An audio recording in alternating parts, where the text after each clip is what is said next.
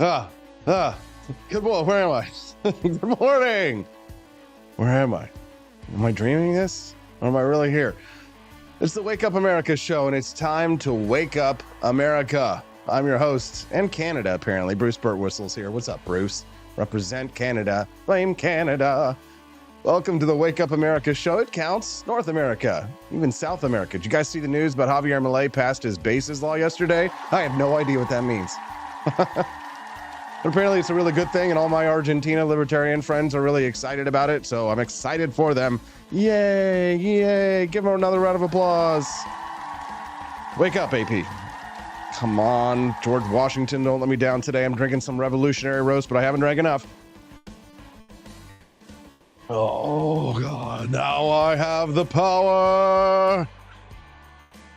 Talking about 1980s throwback. Let's rock and roll. Starting at the top of the show today, we are going to talk about some news. That's it. The end. Lol.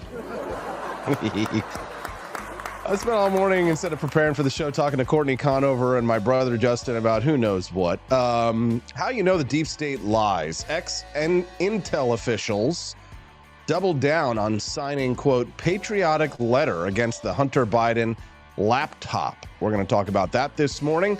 And I've got a couple of clips of the times that Joe Biden lied, Mark Zuckerberg lied, and I've got the story about the times that our own intelligence agencies that are tasked with protecting us here in the United States from foreign actors actively colluded and conspired against truth and against their own people in order to protect Democrats and the Biden administration from the kind of harm that might happen from what we all knew was true, that Hunter Biden was smoking crack and having a little bit too much fun with the, well, as Ralph Cifaretto likes to say, the whoas. Yes, okay, you don't need to clap. Shut up. Here we go. We'll talk about that story this morning, and then I can't not talk about the drama happening between the Tim Pool camp of libertarians and the Chase Oliver camp of libertarians. And I know, you know what's so funny is that I actually get the impression that it's now no longer just a joke that nobody knows who the Libertarian Party candidate is. It's like if I said Chase Oliver, if I said Gary Johnson, you know, a few years ago to people, they'd be like, oh, yeah, Gary Johnson is libertarian running for president. But if I said Chase Oliver's name amongst a group of normies, they would have no idea. Even people who are like somewhat politically aware, no idea who the guy is. Well, which makes me wonder if it makes sense to even cover the Libertarian Party this election. I mean, we are a libertarian show, but I like to say we're a libertarian show, not for libertarians, really. We're a libertarian show for normal people. You know what I'm saying? But the party is really struggling, and they're coping, and they're attacking Tim Pool. Tim Pool's trying to bring Chase Oliver on the show. Give him attention. Millions of people who tune in and watch Tim Pool's show, Timcast, you know, they're saying that he's irrelevant. I mean, there's just so much just weird cope. I mean, they're huffing copium over there at the Chase Oliver campaign. And it's fascinating to me just because of my past in third-party politics. But I actually wonder if talking about it more makes my own show irrelevant, to be honest. So How dare you? I know. But for some of you who are interested in the drama, we will talk about it a little bit. Let's talk about something that's actually relevant in terms of third-party politics. Robert F. Kennedy Jr. How do you feel about that guy? I know he's kind of weird, but we're going to talk about him because there is a chance, although it might be slight, that he would make the presidential debates. At least he would meet the qualifying criteria to some extent. But I'm just going to, spoiler alert, there's no way that they're going to allow him in the debates because all Donald Trump or Joe Biden have to do is say, no, I'm not going to be in a debate stage with him. And that's all it is. You can't force people to get up on a debate stage. You know, as bad as that might be for quote unquote democracy, that's just kind of how it works. So we're going to talk about that. We're going to talk about why Team Biden is freaking out about Robert F. Kennedy Jr., the RFK Jr. factor. Let's be honest. I mean, he's kind of taken the Gary Johnson role to some extent in the 2024 elections. And the LP candidate is just kind of, well, from one irrelevant to another, completely irrelevant. So there's irrelevant and then there's relevant. And so we'll talk about that today at 7:30, the Robert F. Kennedy Jr. factor in this. Elon Musk, and everybody's jealous of Elon Musk. I'm a big Elon Musk fan. They are all He is being accused of sexual improprieties. By former interns at SpaceX, which instantly made Camellia Peterson, I'm sure, jealous. Yeah, stop with the applause on that thing. I think I need a better laugh track. I tried to switch it up for you, Liberty Shindig, and it doesn't work. You need just that right kind of like laugh kind of track. You know what I mean? Somebody's like, oh, you need to switch up the sounds on your board and stuff. And then you do it, and it's this kind of like annoying too long track. Anyways. We're going to talk to Camellia Peterson about sexual impropriety accusations leveled against the Tesla chief, who is her sort of on again, off again virtual boyfriend, but he he goes to another school, if you know what I'm saying. And then we're going to talk to her too a little bit about what else did I have in there for Camellia. I'm sorry, guys. I'm just like barely awake this morning. The Trump Veep stakes. So, who are the potential VP picks? We're hearing that Tim Scott is like dropped down a notch and all that and stuff, which is, I guess, okay. But I mean, at the end of the day, I'm not really excited about any of these vice presidential picks. I know people aren't really excited about what's his name, Ben Carson, but I feel like Ben Carson honestly is like top two out of the picks that they had. There was Byron Donalds and Ben Carson. The two black guys are actually what I think are the two best picks. Ben Carson, I feel like if Ben Carson were to take over as president of the United States, he would actually be kind of like a Calvin Coolidge. He'd be mostly pretty quiet. He wouldn't be bombastic. He wouldn't be in your face. He wouldn't be posting. He wouldn't be enraging the left so that they would do everything they could to stop his agenda. He would probably just quietly pass a conservative agenda, pick conservative Supreme Court picks. I mean, don't sleep on the sleepy candidate, in my opinion. Well, we'll talk about that with Camellia at 8 o'clock. I don't know. What do you think about the VP candidates? I honestly kind of like the Ben Carson idea. So he kind of reminds me a little bit of Silent Cal. So anyways. At 8:30 a.m. Central Time, we're going to hear from Daniela Pensack. It is Thirsty Thursday, after all. So if you boys are thirsty, then tune in at 8:30. We'll hear from Daniela Pensack. She writes these very, deep, thoughtful Substacks that I read, and I wonder if you read them too. But they're very heady, very kind of like next level kind of stuff. So I always have to tell her, like, got to dumb it down just a little bit. Not because you're dumb, but because I think, we want these ideas to be as accessible as possible. I mean, if I sat down here and read from you directly from Human Action, let's be honest, you would all be like,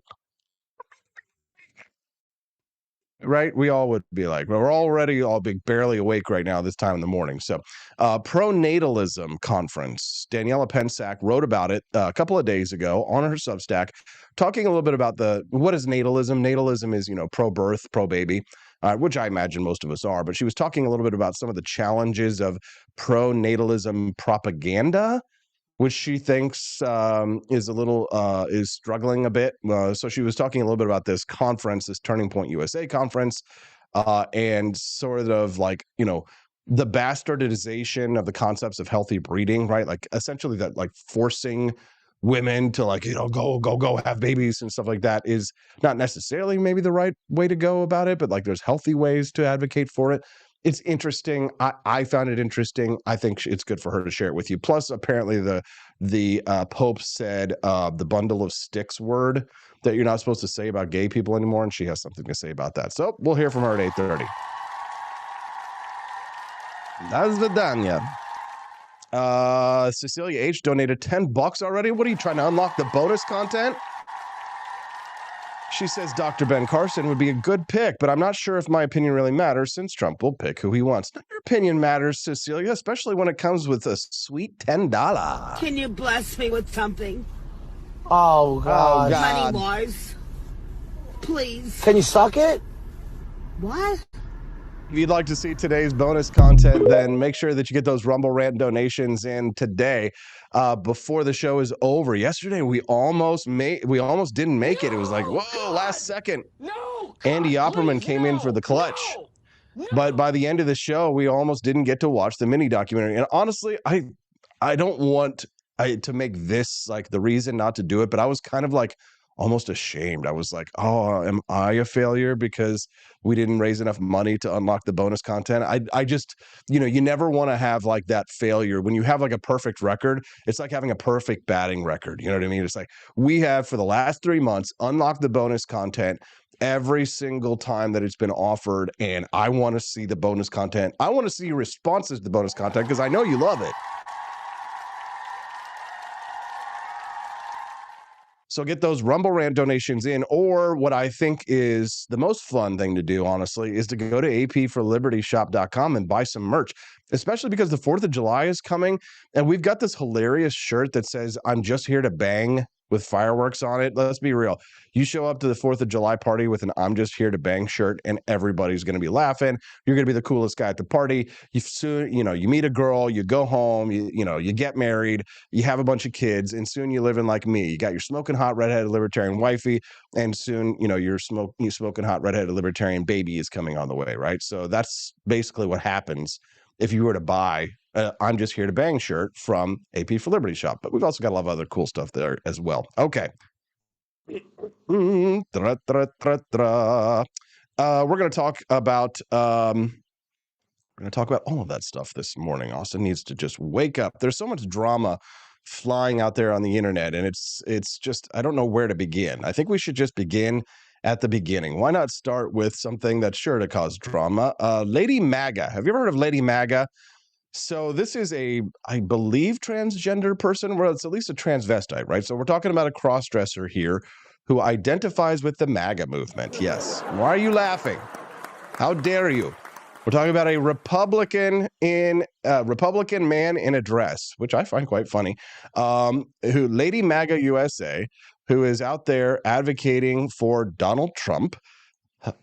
Yes, believe it or not, there are transgenders for Trump. It's not just Call Me Kate, right? Was it Caitlyn, the Kardashian? Can't remember the last name. Caitlyn Jenner.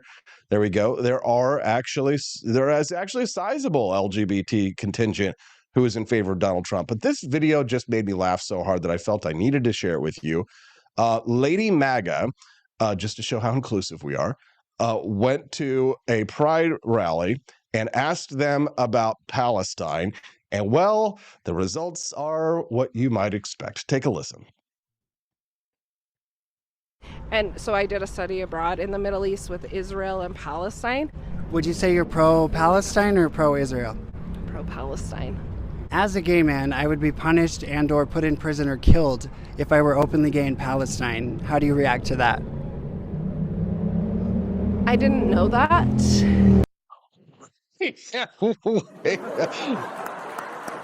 No offense, but no shit.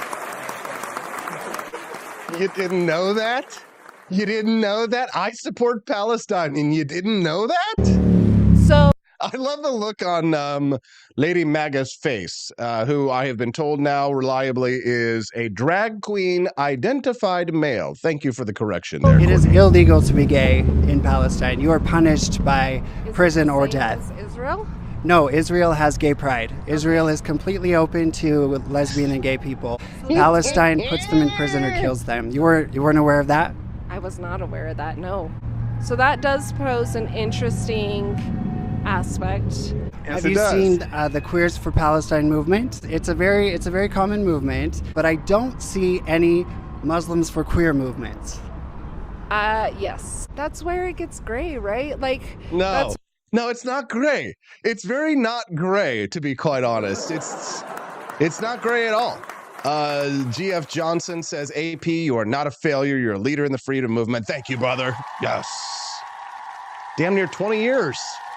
I've been fighting this fight, and it's nice to get a little bit of acknowledgement. Actually, I've been getting a lot of compliments from people, but you know what I think it was that for a little while, because I was kind of like battling back and forth with Dave Smith online, people were like shitting all over me and being like, AP sucks, he's not a real libertarian. And then when Chase Oliver got nominated, and Dave kind of was like, I don't know if I'm a libertarian anymore. People were kind of like looking at Chase Oliver, looking at what the Libertarian Party has become, looking at like, what they had been saying about me in the last like several months and going like, You know what? That AP is not bad. Actually, when you compare AP, he's actually not that bad. So thank you, GF Johnson. I love you too, brother. Welcome to the show. Courtney Conover says, these idiots actively tell me I'm lying about all this despite all the evidence. They lie about it. Yes. No, they do. I'm laughing my butt off. We're going to get to the Tim Pool, Chase Oliver drama here in just a minute. I want to get to the top big stuff. We're going to talk about RFK Jr. as well. But this clip is just too good. You see this gay woman going out, or, ostensibly gay woman. She's a Pride parade, so I just assume people at Pride are gay. But you got this gay man in a dress, and he's got like a fairy wand there. First of all, kudos to you, Lady Maga, for the beautiful microphone that looks like a magic wand. And you're asking these people these leftist questions, right? What's funny is that you'll get like a lot of libertarians who support Palestine or Hamas over Israel, and they're actually worse than these leftists because they know that Hamas will murder you if you're a homosexual. You know what I'm saying? It's like the leftists at least are retarded, but the libertarians who support Hamas and Gaza are legitimately evil, right? Because it's one thing to not, like, if you don't know the consequences of your action, like, we don't execute retards, okay? But if you know that exactly what you're doing, if you're a murderer, right, or if you're a killer, or if you commit a crime and you knowingly do it, then that's like legitimate evil. When we throw you in jail, we chop your head off for that. But if you're like these leftists, I mean, they at least have an excuse. They're retarded. So for them, supporting Palestine and Hamas against Israel and not knowing it, like, they have an excuse because they're just complete and total morons. You know what I'm saying? Yes, Courtney. Exactly like that. That's where I feel Well, like for me, it's not gray. I am fearful of Islam because there is no Islamic country on earth that embraces me as a gay man. so okay, so maybe I'm confused Maybe you're confused. Maybe you're because confused. Israel, Israel. which is still an Islam country, right? Oh my God. Bro. Israel is still an Islam country. No, Jewish. No, Okay. Jewish. Okay. So Israel's Jewish, Palestinians are Islamic. I mean, she's old enough to know better. She's at least 18 because she's got that big, ugly tattoo on her arm. Okay. Yeah, you got to end the video right there. Well done, Lady Maga. I'm confused. Israel's still an Islam country, right? Oh my God. I mean, these are the people working against you. These are voting. It's kind of like, at the end of the day, what are we really up against, right?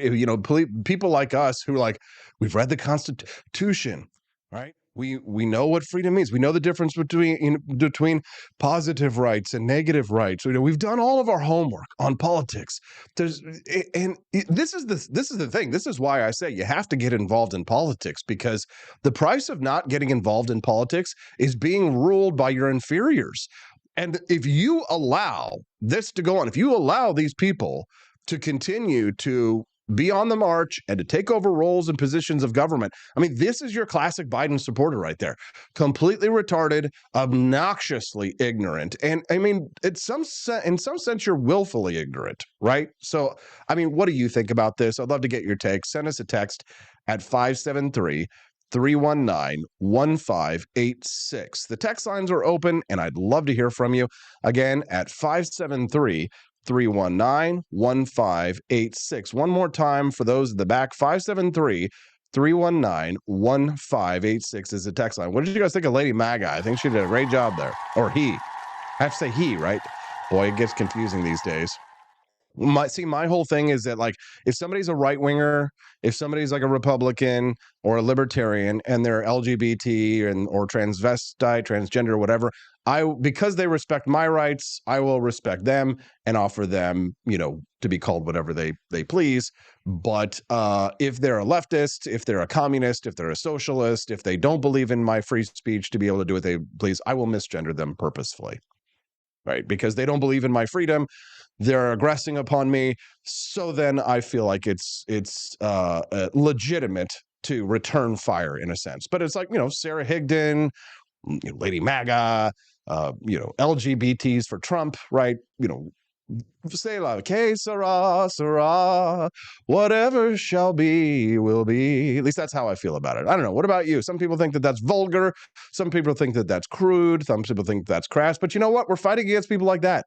A woman who thinks that Israel is an Islam country.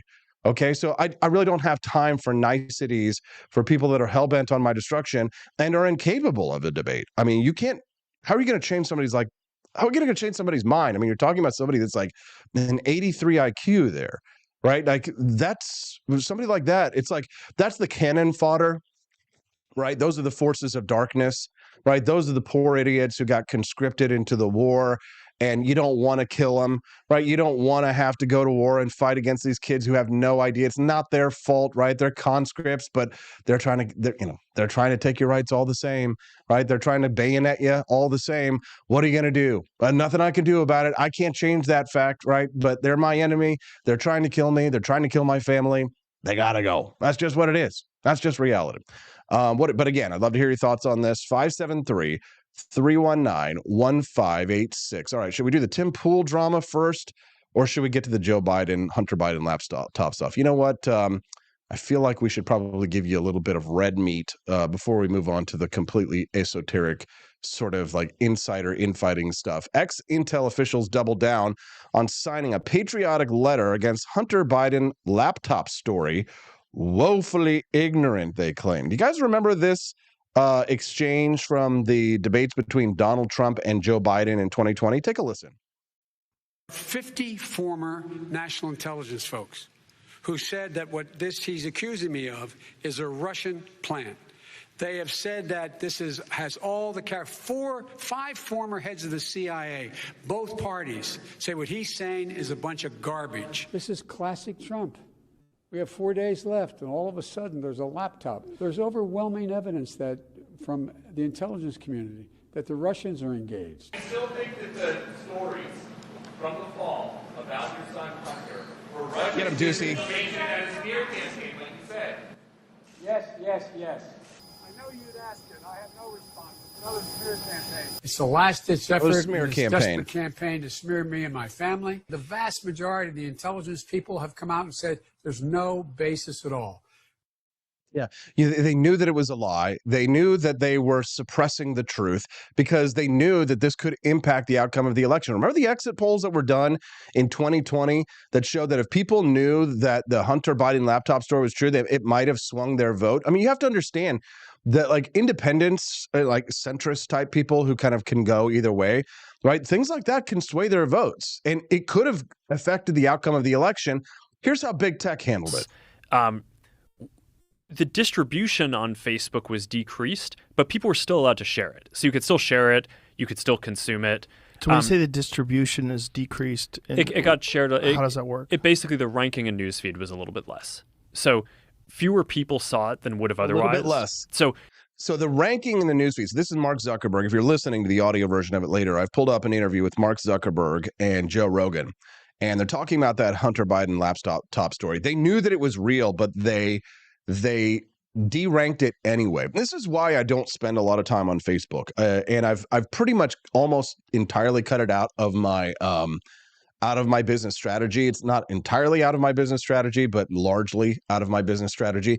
And for a similar reason why I'm streaming this on Rumble Studio and why I've invited my fans and followers to follow me to Rumble, because I don't have to fear what happened to me in the last decade on Facebook or on what happened to me last year on YouTube happening to me here on Rumble Studio. In fact, quite the opposite. Rumble has been extremely supportive of the Wake Up America show. They've been giving me lots of opportunities to be on the front page, to build an audience here and to grow, as well as my locals page. And I'm very grateful to them for doing that, especially Siraj Hashmi and Dylan Abad down there in Sarasota, Florida, Chris Pavlovsky and many others on the Rumble team who have helped support the Wake Up America show. I've been investing, you should be investing in people who are invested in you to some extent, right? You should obviously I'm still streaming over on some of the legacy big tech platforms. We're still streaming over on Facebook. There's probably 2 or 3 people listening to us over there. There's maybe a dozen listening to us over on YouTube just because they prefer the platform, but it really is just a form of advertising because I hope, nudge, nudge, wink, wink, that they're all going to eventually join us over here at rumble.com, where we should be if we believe in freedom anyway. But these big tech platforms, I have a long history. I mean, many of you who know me know that I got banned from Facebook when I was literally a candidate running for federal office. Banned and suspended from Facebook and Twitter back before it was owned by Elon Musk because I was raffling off an AR-15. Now, lots of people do AR-15 raffles for their campaigns, but I was targeted by Facebook. Here's the deal. Sheryl Sandberg, who was working at Facebook at the time, was donating to my Democratic opponent, Claire McCaskill. And at that time, Facebook was putting its finger on the scales, silencing a candidate for office, a legitimate, running for office, federal office candidate, and donating to my opponent. It was to me one of the biggest stories that I've been involved in, obviously, but it just goes to show that, Mark Zuckerberg, Facebook, you cannot trust those platforms entirely. Do not build your house. What's the biblical quote? Do not build your house on the shifting sands, right? Build your house upon the rock. And you can definitely apply that here. Mark Zuckerberg lied about what they did with the laptop. They knew that it was real. They suppressed not only searches, they say it was deranked a little bit in people's feeds in Facebook. It's not deranking a little bit when you literally suppress and ban people from being on the platform because they shared it. And that's what happened to people who shared that story. It definitely. By what percentage? I don't know off the top of my head, but it's meaningful. But basically a lot of people were still able to share it. We got a lot of complaints that was the case. Obviously this is a hyper political issue. So depending on what side of the political spectrum, you either think we didn't censor it enough or censored it way too much. But we weren't sort of as black and white about it as Twitter. We just kind of thought, hey, look, if the FBI, which I still view as a legitimate institution in this country, it's a very professional law enforcement, they come to us and tell us that we need to be on guard about something, then I want to take that seriously. Did they specifically say you need to be on guard about that story? No, I don't remember if it was that specifically, but it basically fit the pattern. What? Okay, pause. I know this is going to seem kind of weird, but since my wife tunes into the show and I monitor the chat and she's saying that the fire alarms are going off and there's no fire in there, it's quite possible, Stephanie, that could be a carbon monoxide alarm. I'm not entirely sure if our smoke alarms have carbon monoxide detectors in them, but since you are a pregnant woman at 8 months, Stephanie, please go open up the windows and stand near them and consider that there could be a problem with carbon monoxide, in which case I have no idea what to do. This is kind of an awkward situation to be placed in while I'm live on my show right now. So, Steffi, please go outside for a few minutes, open up the windows, and just take the dogs and go maybe out in the backyard, sit in the backyard for a little bit until I get home, which I will be home in an hour and a half. Okay. Love you very much. Anyways, what an odd thing to have to happen during the Wake Up America show. Everybody wants Steffi to live, right? Yay. 350 people joining us live on the rumble.com. Nice to see you. Good morning. I'm Austin Peterson. You're watching and listening to the Wake Up America show. Yay. Yeah, Stephanie, if you call the fire department, we had called them last week. You've got the number because we were going to ask them about helping us to install our car seats for the baby. Stephanie, if you call that fire department and let them know that went down, they'll probably come and give us a quick carbon monoxide check. So why don't you go ahead and give that same number a call and they can come out and check out the house. Okay, there we go. Stay alive, Steffi. We appreciate you very much. And we would definitely want you and Hazel to have a safe delivery soon. Okay. Anyways, we're talking about the hump. It could be the batteries failing, right? But always want to be a little bit extra cautious. Ex-Intel officials, the ones that Joe Biden were talking about in that clip I played a little bit earlier, Biden calling the emails on Hunter's laptop a smear campaign. He said, what did he say? 50 former national intelligence folks who said that what he's accusing me of is a Russian plant. They have said that this has all the 5 former heads of the CIA, both parties, say what he's saying is a bunch of garbage. Right, and now those people, the 5 former heads of the CIA of both parties, signed a letter saying that the Hunter Biden laptop was Russian disinformation. Well, yeah, dozens of former intelligence officials, the people who are supposed to keep us safe, signed that letter saying it has all the classic earmarks of a Russian disinformation campaign. Now they've been approached by the media asking if they would like to retract or would they like to, affirm their statement that they made on that, right? And you know what? All of them have declined to retract their bullshit statement, sirs. And many of them have even doubled down. The 51 individuals who signed the October 2020 letter that was published just before the election were asked by Fox News if they regretted signing it now that the laptop is being used by the prosecution, arguing that Hunter committed a federal gun crime. The former Obama director of national intelligence, James Clapper, just said no. He's declining to remove his name from that document. And then there's a whole, 50 other people who signed that as well. Mark Zaid, he is an attorney representing some of the signatories, sent Fox News Digital a statement on behalf of the clients that doubled down on the importance of the letter and claimed it was patriotic to sign it. Oof.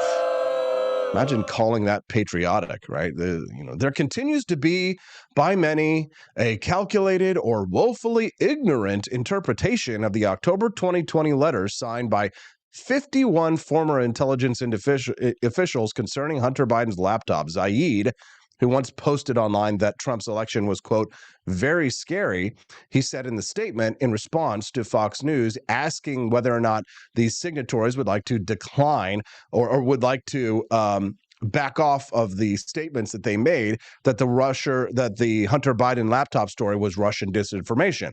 Now that we know that the government used the Hunter Biden laptop as evidence to prove that Hunter Biden was guilty of the federal gun charges, which of course you and I all know we don't agree with, because obviously, it's very anti-Second Amendment kind of a law anyway, but nonetheless, that's the reality. And this is the deep state.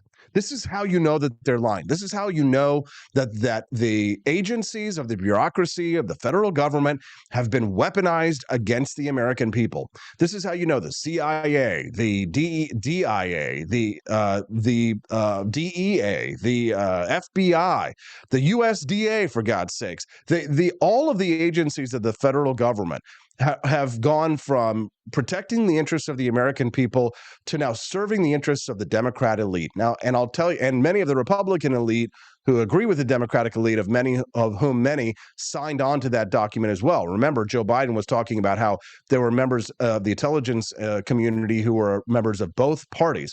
But when you're a Republican and you're at that high level of a government, you're not a Republican in like the way that you and I are like Republicans or libertarians. Like, you're not ideological, you're self-interested, right? If for those of you who know public choice theory, I did one of my many documentaries that I did was actually about public choice theory.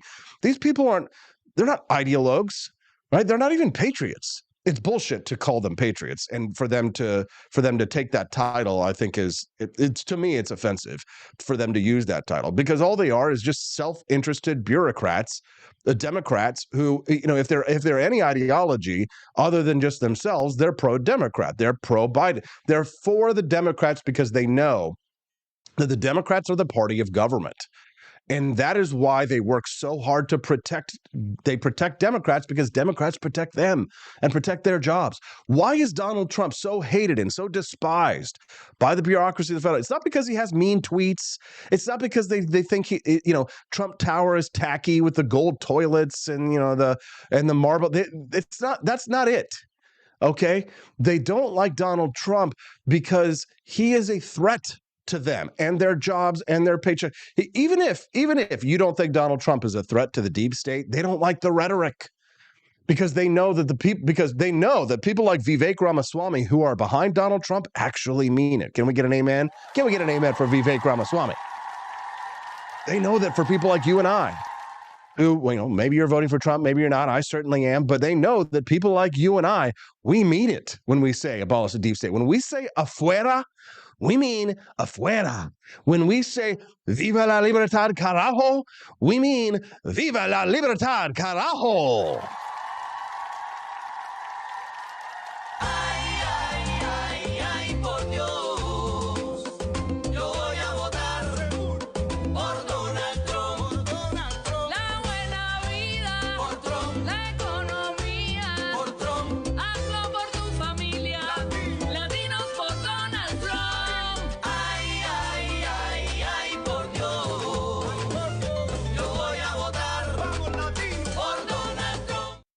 Yes, I am Donald Trump and I approve this message. Are we having fun on the Wake Up America show this morning and outrage and fighting for freedom? Learning what real patriotism is? Ya voy a votar por Donald Trump. 575 people watching us over on rumble.com. Good morning, everyone. Can I get a like, please? Or perhaps a Rumble rant? Can you bless me with something? Oh, gosh. Money-wise. Please. Can you suck it? What? Welcome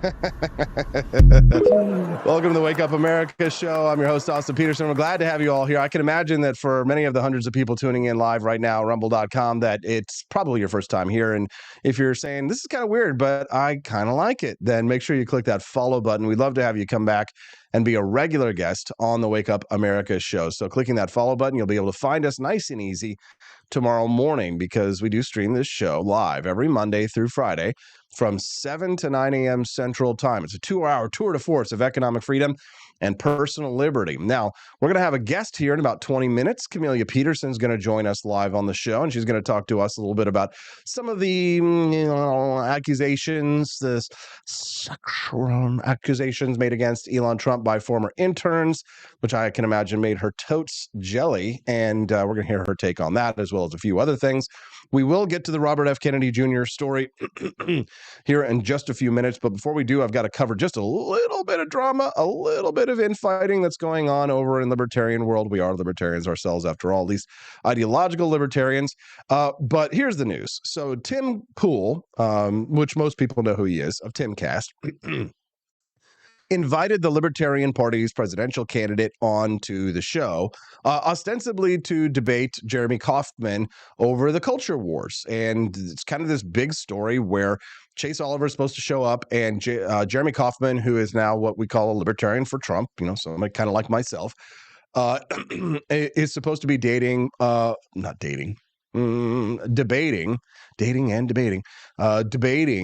Chase Oliver over right versus left libertarianism. It was a big opportunity for Chase Oliver, who, after he got nominated at the convention, he got a flurry of media, which always happens, and then kind of disappeared, dropped off the planet. I did get an interview with his vice presidential candidate, Mike Dermott, who seems like a swell enough guy, but whose sort of hands are tied by the fact that he has to defend the positions of Chase Oliver on the culture war issues, what I can tell that Dermott probably doesn't care for, but it has to do because he's the VP candidate and not the presidential candidate. But here's what I'm seeing over on my timeline this morning. Tim Pool says 13 hours ago, we invited Chase for Liberty to debate Jeremy Kauffman. Chase's team hasn't responded to anyone, not even members of the LP, trying to set it up. The Libertarian Party has become a clown show. Tim. Courtney Conover donated $2. Thank you very much. We're working our way up to $60. She says, the LP chair of the Radical Caucus is upset you're talking about this. She facepalmed my tweet of the show. Oh, so sad. Oh, no. We're going to talk about this? No.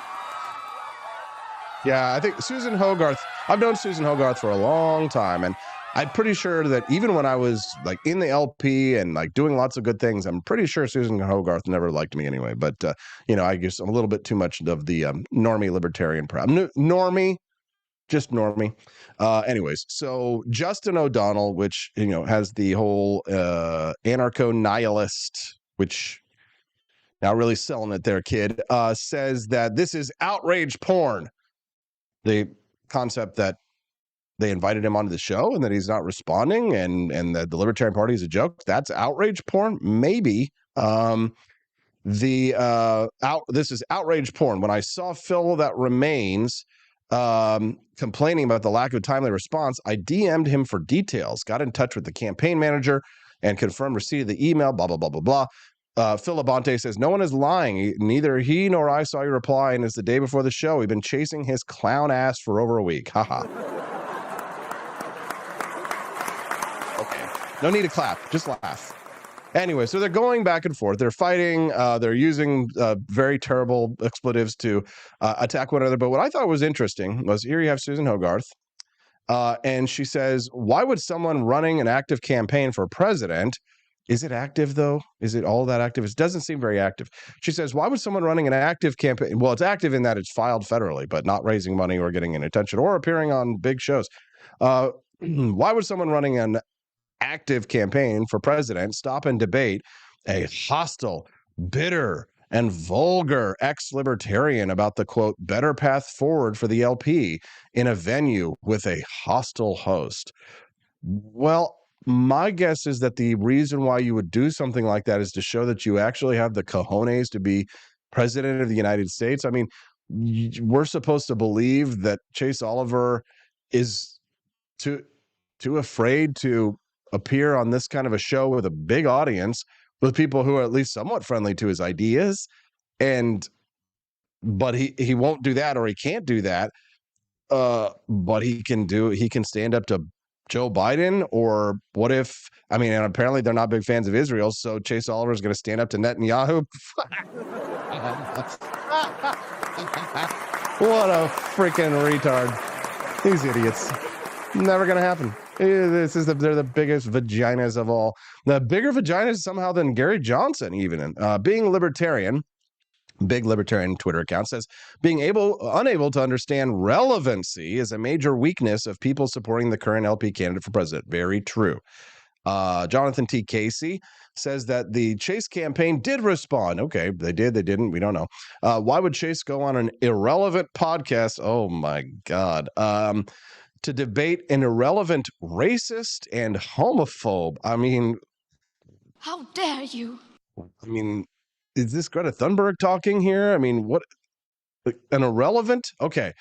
So here's the thing. I mean, if you call him a racist and a homophobe, okay, fair game. Maybe you can back something like that up. But the fact that you said that Tim Pool is an irrelevant podcast, I mean, he gets a congressman like Thomas Massey goes on Timcast. Like he interviewed Donald Trump at the LP convention. An irrelevant, but it's so irrelevant that Donald Trump appeared on it 3 weeks ago, and Chase Oliver won't go on it because it's irrelevant. Jonathan, it's just cringe. That's cringe. My God, that is cringe. It's effing cringe. Cecilia H. said, haha, if they cannot handle the hostility now, they cannot handle being president. I know, Cecilia. Thank you for the $5. How are we doing, by the way? Let's check out the Rumble Studio. They now give me the option to be able to see how much we've raised. Let's see. 10, 20, 50, 25, 26, 27, 20. We've raised $28 towards our $60 goal. I think we're going to make it. Keep going, guys. If we hit $60 by the end of the show, then you'll get to watch today's mini documentary. And here's the deal. It's way more fun to watch mini documentaries than it is to watch commercials, right? So if you'd like to watch the Wake Up America show's bonus content, if you get it in the next 15 hours, if we raise at least like 30 some odd bucks in the next 15 minutes, then you'll get to unlock the bonus content. So when I go get Camellia backstage and bring her onto the show, I use Zoom and I bring somebody on and then I make the whole thing look pretty, right? And I'm like scrambling and spinning plates while you guys are watching commercials. Instead of watching commercials, you could be watching the bonus documentary, right? Way more fun and interesting. So get those Rumble Rant donations in, guys. And if we get $60 by the end of the by that moment, by Camellia time when she comes in here in 15 minutes, then you can watch those instead of commercials. Jeremy Kaufman kind of clapped back at Jonathan Casey and said, true story. I once asked Jonathan Casey if he could name a single libertarian author he had read and admired. He could not. Oh, Jeremy. See, that's why they don't want to appear on Timcast with Jeremy. So, to debate an irrelevant racist and homophobe. So I guess Jeremy Kaufman is the racist and the homophobe, not Timcast. But Timcast is supposed to be irrelevant. Yes, I just, it's just really bad for them. It's really bad for them. But it's good for us because it makes good content. Welcome to the Wake Up America show, everybody. With 616 people watching us live over at rumble.com, you can't go wrong. And with how many people watching us over on X? Wow, they're kind of actually edging us out today, guys. Come on, what's up? 755 people watching us over at x.com. What's up, Xers? You're not a tweeter. Tweeter meter. We are now heading over into the twilight of that and now talking about something more interesting. RFK Jr.'s coalition spans the political spectrum, and that could have consequences in November. God, I love it. They say that Donald Trump and Joe Biden are both kind of vulnerable to Robert F. Kennedy Jr., I don't think so. Some of the polls have showed that, but in my opinion, I really do think that he probably takes more out of the Joe Biden vote. He actually probably takes a lot away from libertarians as well. But what's interesting is the sort of the disparate coalition of voters who are coming together under the Robert F. Kennedy Jr. Um, uh, ticket. These are a lot of people who are more independent voters anyway, but some of them are disaffected Republicans, disaffected Democrats. RFK Jr. sort of hurt himself with some of the Democrats when he took a more pro-Israel position, because a lot of the Democrats this year that are looking for someone to vote for that's not Joe Biden are really looking for a more pro, throw the gays off of the top of the building, pro-Hamas kind of a candidate, which they actually have in Chase Oliver, who is gay and would be thrown off the building by Hamas. You can't make this shit up. Yes. Thank you. New rule. No need to clap every time that you laugh. Yeah, it's fascinating. It's an interesting political juxtaposition that we find ourselves in, right? Because you have people who don't want to vote for Donald Trump, who are former Republicans. They could probably vote for Robert F. Kennedy Jr., right? Especially because he's pro-Israel, so that makes them feel a little more comfortable about it. But then you have these Democrats, and they're looking for somebody to vote for that's not Joe Biden. And they look at Robert F. Kennedy Jr., and they're kind of like, I think that actually the Democrats are not as, in some ways, ideologically aligned with Robert F. Kennedy Jr. because of the vaccine stuff, which, most disaffected Democrats are still going to be kind of like, wear the mask kind of weirdos, right? So not the best place to go to the Robert F. Kennedy Jr. Campaign, right? And they're very disaffected by the Democrats because of Joe Biden, definitely having one foot in both camps, but leaning more heavily on the pro-Israel side than anything. So those pro-Palestine Democrats looking to vote for someone else, they can't really go to Robert F. Kennedy Jr., right? So where do they go? Well, they go to probably Chase Oliver, the Libertarian presidential candidate. All of this really does point to an actual blowout when it comes to Joe Biden's chances this fall. Great news for all of us, terrible news for Joe Biden. The question is, could Robert F. Kennedy Jr. actually make it onto a debate stage? Well, as I was saying a little bit earlier in the show, the truth is that it doesn't matter if Robert F. Kennedy Jr. meets the debate qualifications. You have to understand that you cannot force someone to get up on stage and debate. Joe Biden and Donald Trump can simply say, no, I refuse to debate Robert F. Kennedy. I don't care if we meet the qualifications and the criteria. And you can't just go arrest Donald Trump, except apparently you can these days. You can't just go and force them to get up on stage and debate anybody. So they can just simply refuse. It doesn't matter what the debate criteria is. It's all a sham. It's a joke. Most people don't understand how these presidential debates work, and that it's all smoke and mirrors. And even if someone, for example, made the debate criteria, they might ignore it. For example, I think there have been candidates that I have supported in the past where they have, I think even Ron Paul at one point had actually met debate criteria, but they just didn't include him anyway. They just didn't invite him. And so that's how the mainstream media works. And that's how the people who control the debates work. They can set rules and then just change the rules. Right? It's not like there's a federal law that requires there to be a certain number of debates or anything. Like the debates are all, privately held between the two parties. And so if a third-party candidate actually qualified, they would just change the rules. That's how this works. Most people don't know that, but that's the situation. So even if Robert F. Kennedy Jr. were to qualify for the debates legitimately, I think the chances that he would actually, get up on a stage with them would be between slim and none, because I think either Biden or Donald Trump would very likely refuse to debate them. Love to hear your thoughts. Send us a text at 573-319-1586. That's 573-319-1586. Get those Rumble Rant donations in, guys. We've only got a few more minutes, but what I highly recommend you guys do is you head over to ap4libertyshop.com. That's AP, the number 4. Head over to ap4libertyshop.com, and if you do, then you will find that you can buy some awesome merch there, and that'll help us get to the $60 goal.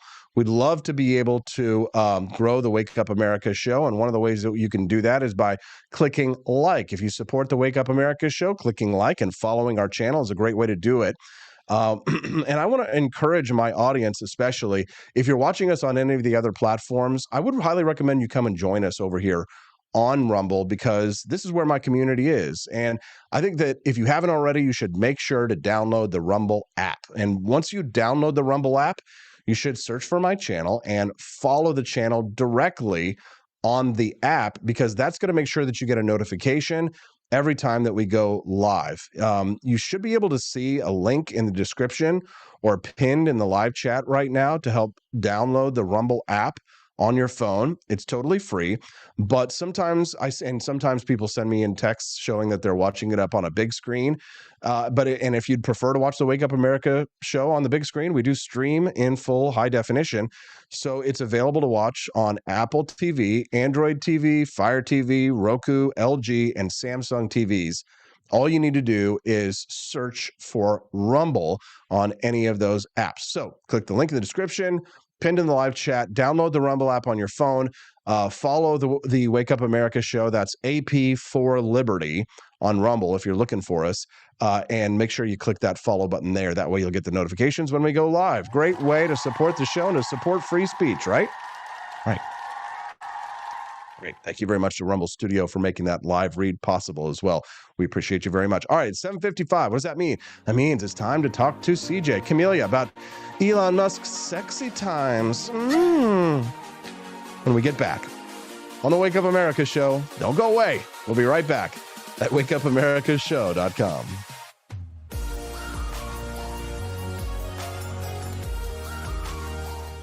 Cantina crew, this is Elon Musk, the CEO of Twitter, and I just want to say thank you for watching the Wake Up America show. I've decided that Austin Peterson will be the new CEO of Twitter.com, effective immediately. First thing to do, though, is I've got to go and blast off into space.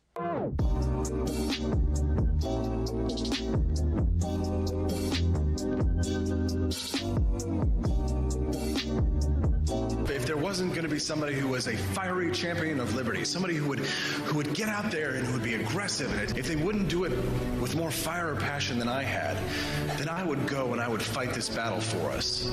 I've fought for the principles that we all share. Parties tend to be secondary to me. We're here because we believe in the principles of liberty.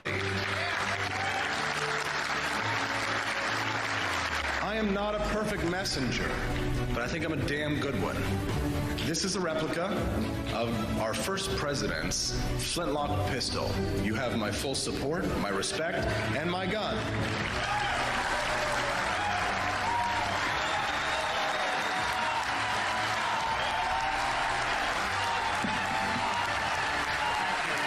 I think that at the heart of my philosophy is much more libertarianism than well, that's the fashionable word these days, I guess. A conservative is no longer just that. He's a libertarian and always has been.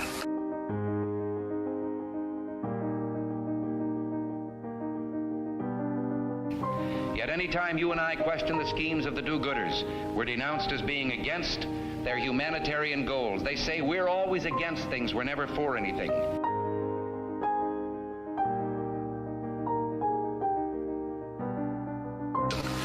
What is fascist? Fascism is private ownership, private enterprise, but total government control and regulation.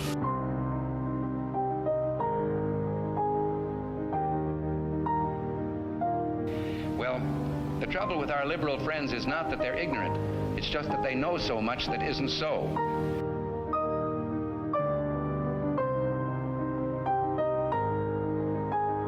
If we lose freedom here, there's no place to escape to. This is the last stand on earth.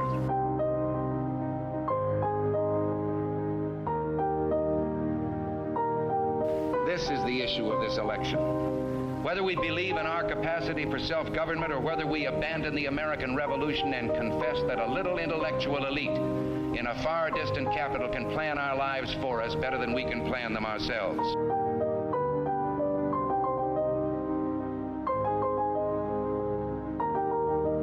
The conservative, so-called, is the one that says less government. Get off my back, get out of my pocket, and let me have more control of my own destiny.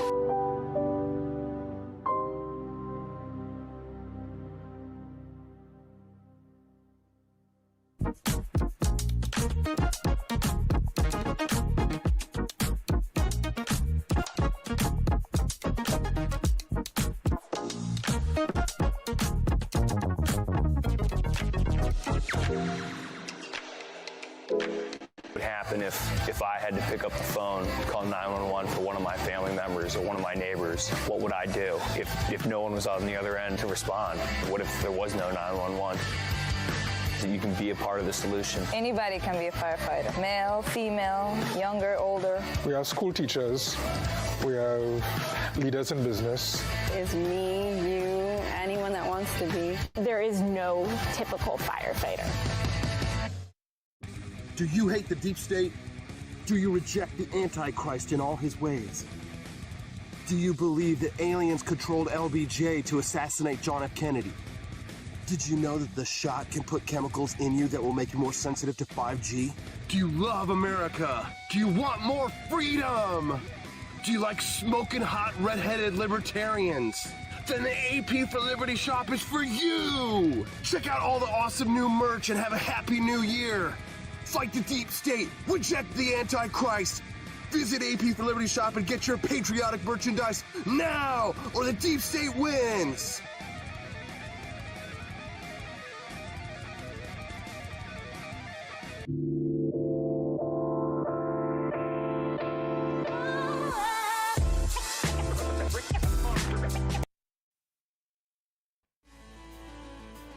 We're just having way too much fun hanging out backstage. Good morning. Austin Peterson here. Thanks for sticking around. Did you guys like the commercials? Oh, why are you booing? You don't have to watch commercials. You could unlock the mini doc, but you're not there yet. We're like $30 towards the $60 goal to unlock the mini documentary and make the commercials go away. Don't you want to see it happen?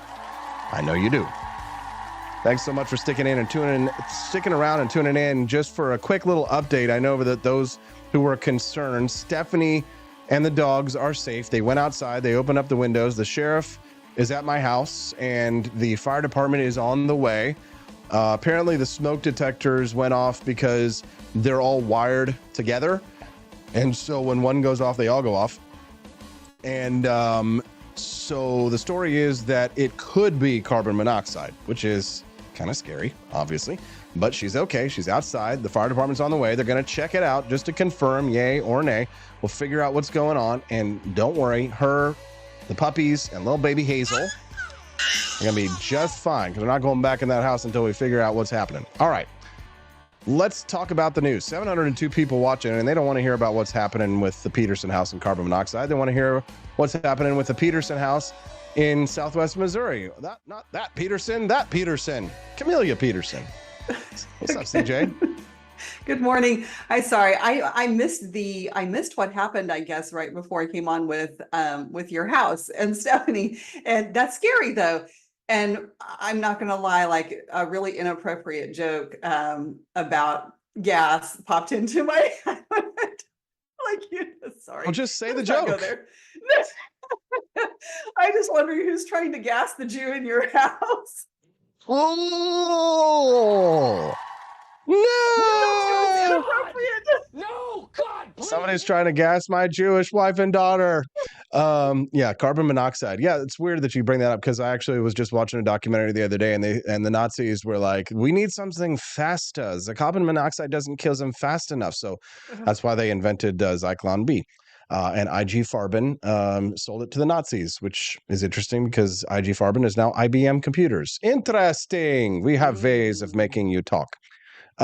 Camellia, can we talk about something else other than my wife being a Jew and possibly dying in a gas thing at home? Okay, good. Let's talk about your man crush, Elon Musk, who is being accused of sexual impropriety at work. This is a story that the news hook is about Elon Musk having sex with an intern, asking the women that work at his office to have his babies, of which he's had many, many babies. But I think the real story here is the question of, what's appropriate in the workplace and what's not, isn't it? I think so. Especially, one of the things that this article talks about in passing is it makes reference to, the Me Too movement and how that has affected workplace policy and what is acceptable or not. And, that this is, from their view, I think it's a positive thing in that it addresses, potential issues that come with workplace relationships in terms of power, the power struggle and, leverage and holding that over people. And so And those are some legitimate concerns, I think, always.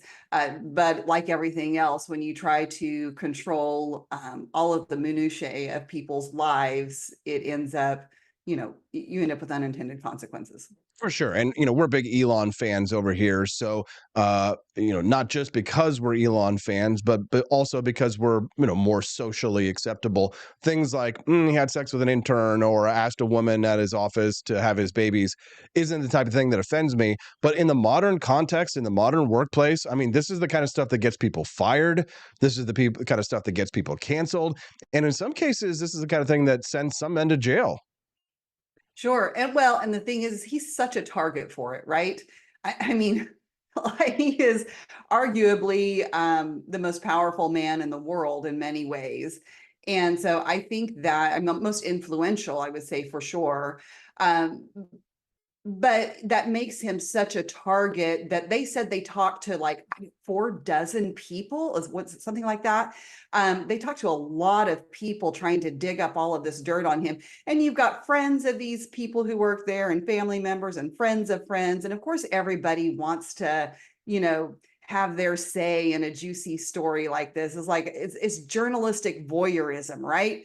And so they, who knows what's accurate and what's not. And I think it's also a lesson for men and women too, as far as what I don't know, who you choose and what you share and what you text, because it was hard to say from the reporting, like there were some things where obviously they had screenshots of text exchanges. And then there was just, somebody's word and what, this person supposedly told them. But the interesting thing was about this too, is that the kind of focal point of the story, and it wasn't, they talked about other women other than her, but the former intern that they were mostly talking about denied a lot of those things. And in fact, the attorney who represents Elon Musk also represents her. And they sent the Wall Street Journal, they sent them basically an affidavit and saying that, they needed to, I probably just used the wrong word for that, but anyway, saying that they needed to stop and that she did not want to have any part of this. And she refused to say anything negative about Elon. So, yes, from the Wall Street Journal, it says she and Musk had met years earlier during her internship when she was still in college. She'd approached him with ideas for improving SpaceX. Her outreach had led to a date, which led to a kiss and eventually sex, she told friends. The year after her internship, the billionaire had the fresh college graduate flown out to a resort in Sicily before they ended things. Okay, sounds awful, terrible. And Camelia, have you been applying to any internships at SpaceX lately? No, On the unfortunately, snooze? no. No, because obviously I'm being facetious here, Camelia. How many people would kill to be in that situation? I mean, how many people would absolutely kill to be in this scenario? She wasn't raped. She wasn't assaulted. She was not forced or coerced in any way. She was young. She was smoking hot. She went to Elon Musk's estate in Sicily and she had sex with one of the most brilliant men in the world. I mean, where do you sign up, right? Right. Is there a form somewhere? And the fact that she, does not have anything negative to say about that. I mean, she broke, and I believe, according to the story, she broke it off and then came back to the company, several years later and worked with them. And, some of the things she said, I don't know, were kind of some of the complaints about, oh, nobody listened to me. And she struggled as a newcomer and, coming into an established executive team. And so she she talked about having imposter syndrome, and some of that was kind of like, okay. She sounds like the typical young neurotic female who got mixed up in something bigger than herself, and then is like, I just got swept away. I was young. I didn't know. For the love of God. Now, to give ladies their due, and we are hearing from some of the ladies in the chat. Sarah for Liberty says, don't most who apply to work for Elon generally understand what they're signing up for? Sexual harassment or abuse of superiority is not okay. I agree. Sexual harassment is not okay. The problem is, how do you define it? Right. And from my understanding of there's the term sexual harassment that's used like legally, right, and in some court cases, but then there's how it's used by the people who accuse sexual harassment, right? And I've been sexually harassed by women and men, and I've been sexually assaulted by women and men, and both of them were in the workplace. And I can say that most of the time, the sexual harassment complaints that I've heard of were not like mine, where it was obviously a violent assault. Most of the sexual harassment accusations typically happen because you don't find the other person attractive. But if you did find them attractive, it's not sexual harassment. So it's a bit of a gray area there. Perception is everything. And I do think that we need to be careful in as far as how we frame a lot of this, because Elon is a powerful man. I'm sure that he knows that, and that does color his behavior in a lot of ways. So, we don't want to give him, just a carte blanche pass and saying that he never does anything wrong, because, I'm sure the temptation is there and he understands the influence that he wields. And so is he ever been inappropriate? Probably. But do I also think that he is in a position where people are going to take advantage of that? Absolutely, because some women are seeing that payday with a company like SpaceX and Tesla and the money he has behind him.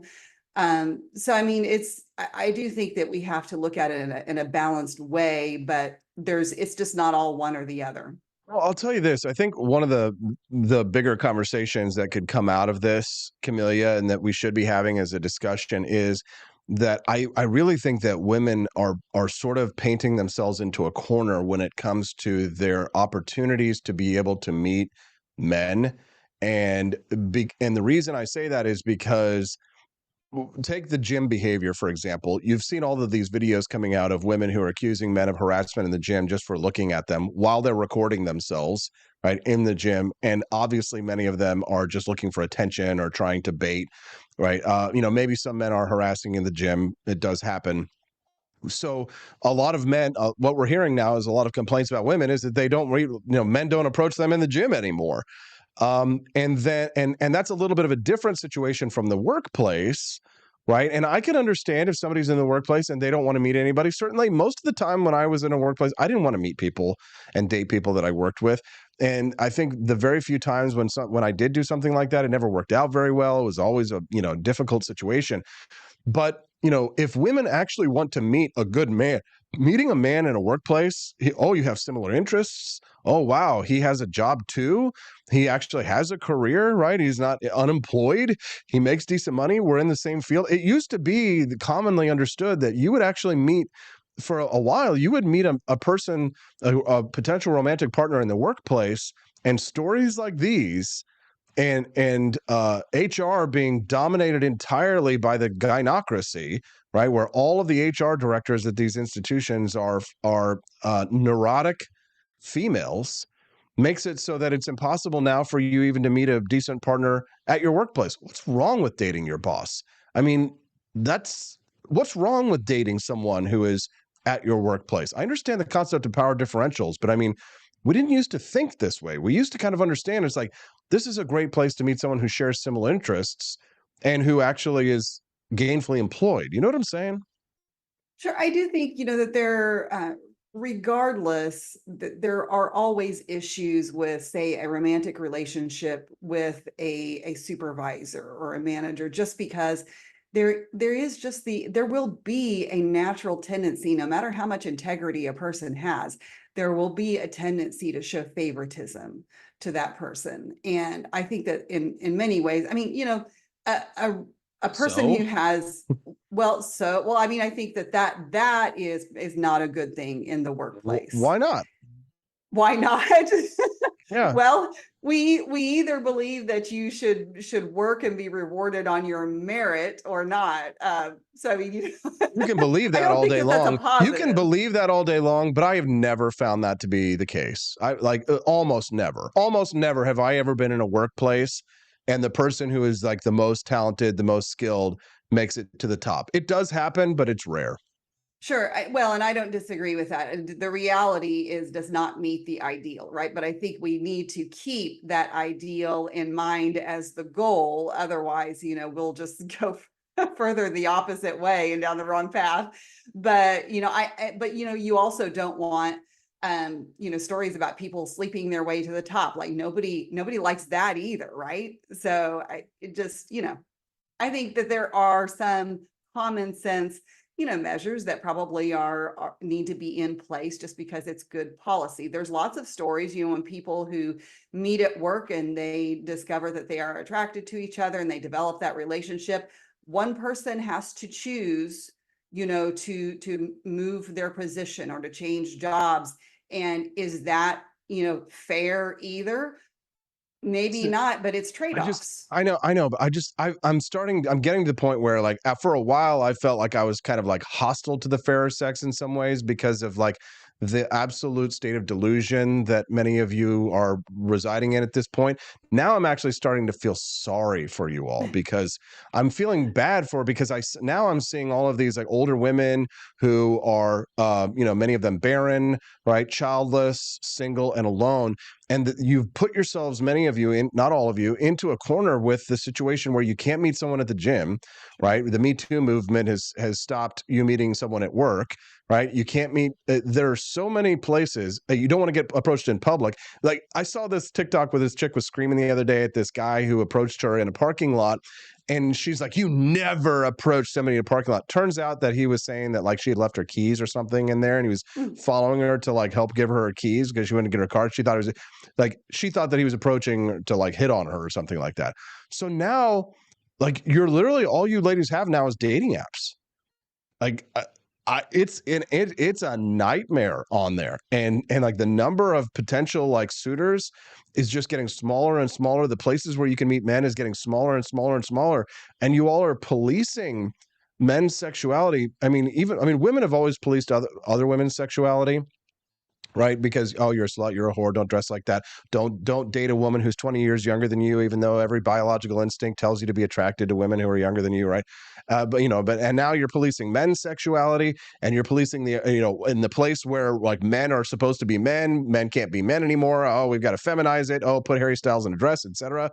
No wonder. I knew you were all unhappy anyway, but this is like the most unhappy I've ever seen the fairer sex ever, Camellia. Are you happy with how things are in the dating world? I think it's challenging, and I think that it is just because of all It's of the challenging, but are you happy with the state of dating at the moment? You're still a beautiful single woman. Yeah, your mom, you got 2 kids and all that kind of stuff, but are you happy with the state of current dating and the situation with dating apps and things like that? Well, no. And I've never used a dating app and I won't use a dating app. Like it's so in my life, in the brain space I have and my time for some, like I have no time or patience for something like that because there's just too many unknown factors in it. And I don't think that we know that people that are on it don't really take it seriously. I think maybe men take it more seriously than women, but I think for many women, it has become, just a source of validation, not a serious source for seeking, a partner in life. What's funny though, is like, people do still meet on the dating apps, and so it is successful sometimes, and they get married. And I met a couple that, I thought they were older than me, but I think they're around the same age. But anyway, they married later in life, and now I say dating app, but actually I'm wrong. They met on Facebook, but it was in a Facebook singles group. Yeah, it's a dating app. It's a dating app. I'll tell you this. I had a young man. This is a funny story. I had a young man approach me the other day. And he was asking me for dating advice. And it was kind of like, there's this meme that goes around from like that old show, Malcolm in the Middle, where the dad like turns to the son and like his son who's like asking him this serious question.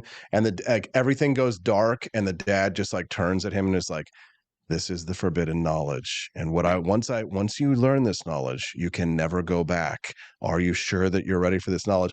And so the young man, he came in and he sat down with me and I said this, I look at him and I go, he's a young guy, fairly handsome dude. And I think that he probably could have a future, but he's kind of struggling, I think, a little bit with the ladies. And I go, kind of like, college age. And I go, you will lose money if you chase after women. but you will never lose women if you chase after money. And he said, and for like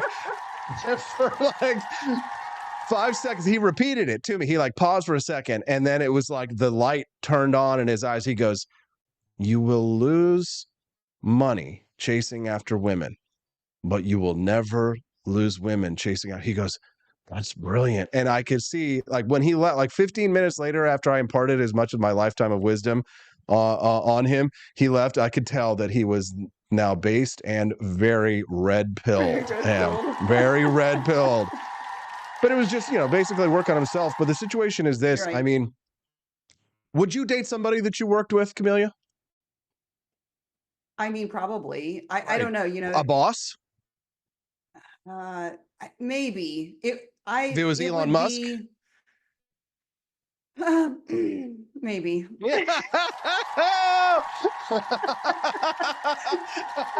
I love the strategic pauses. I love the strategic plug.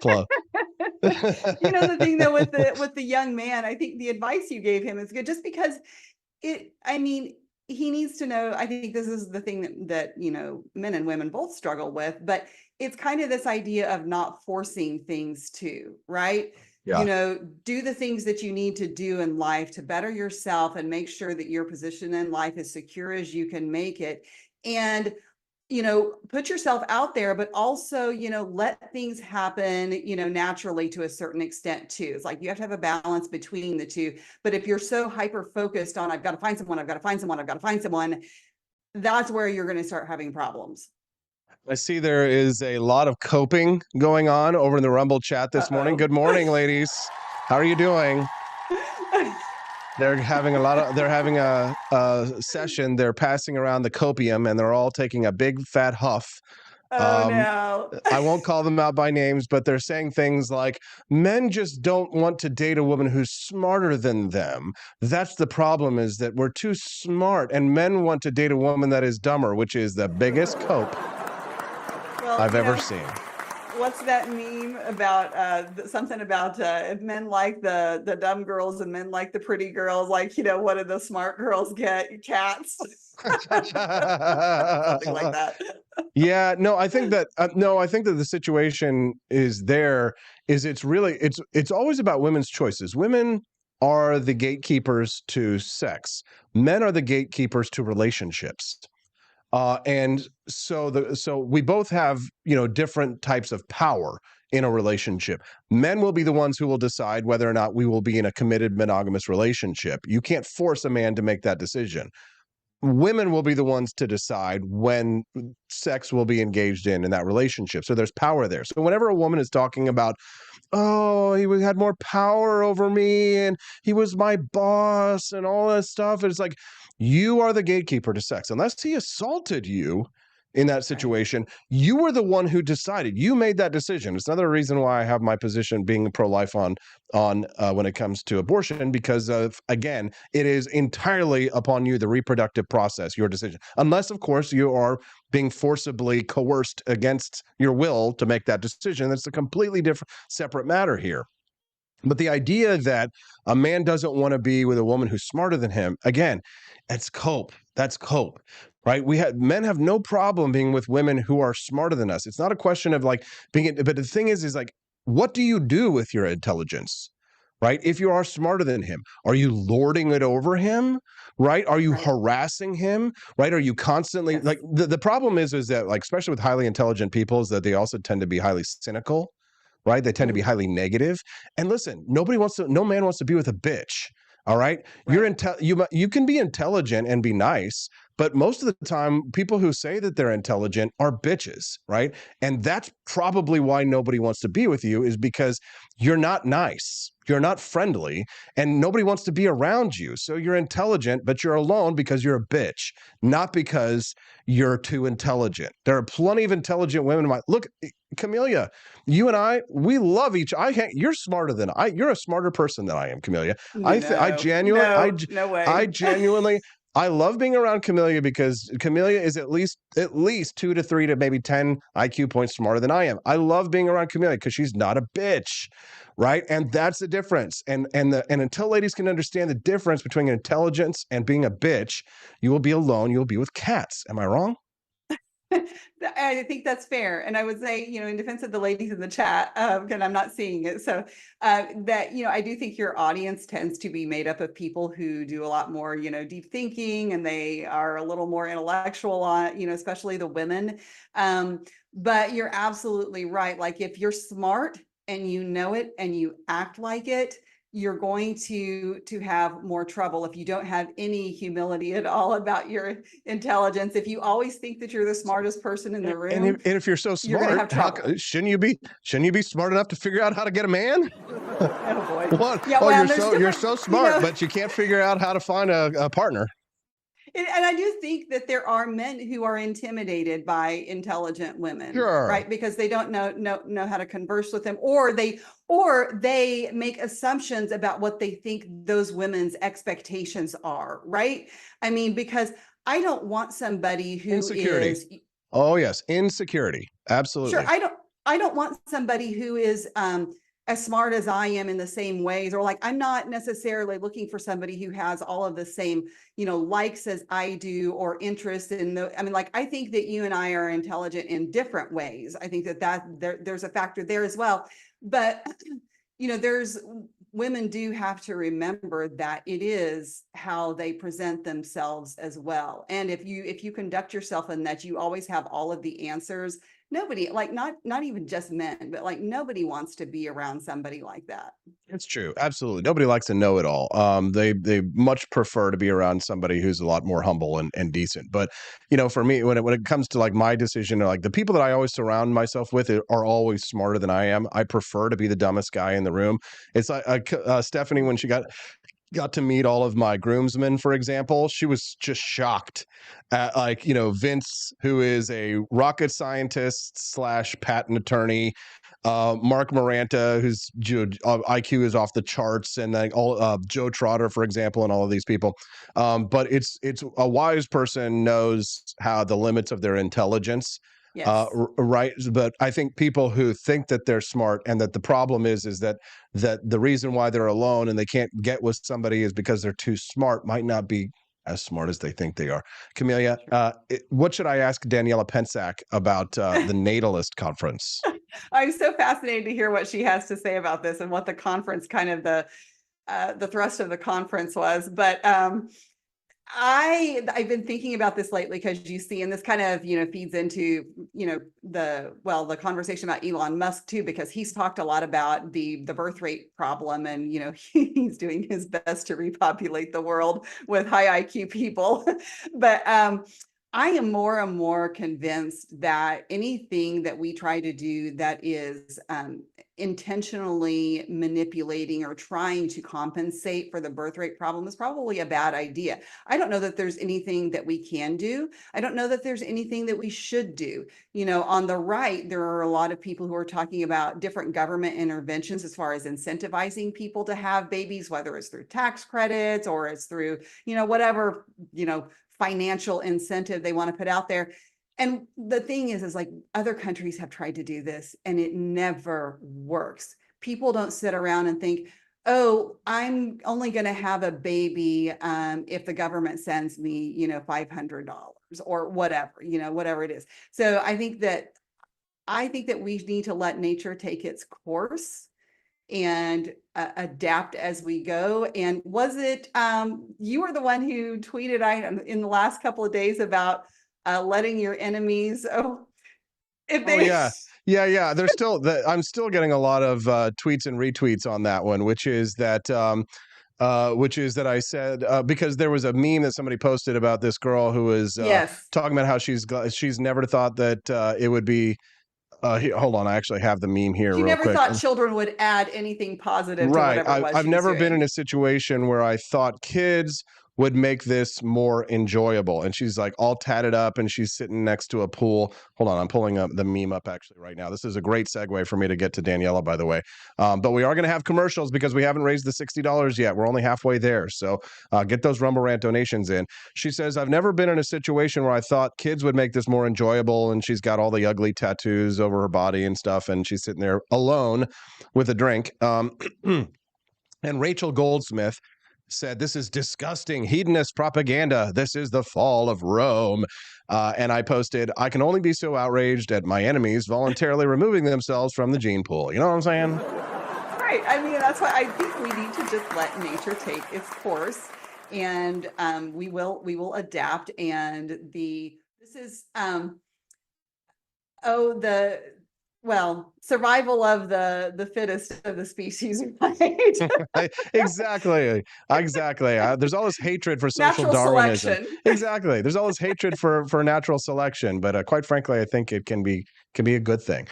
Camellia, thanks for your time today. Where can people follow you? Rare Camellia on X. Twitter is probably my favorite place for people to follow me. And everybody go buy you a Javier Milei cup, and hooray for Javier Milei and everything he's doing in Argentina. And that'll get you over the bonus content line today. Yeah, for sure. Thanks, Camellia. Have a wonderful day. We appreciate you.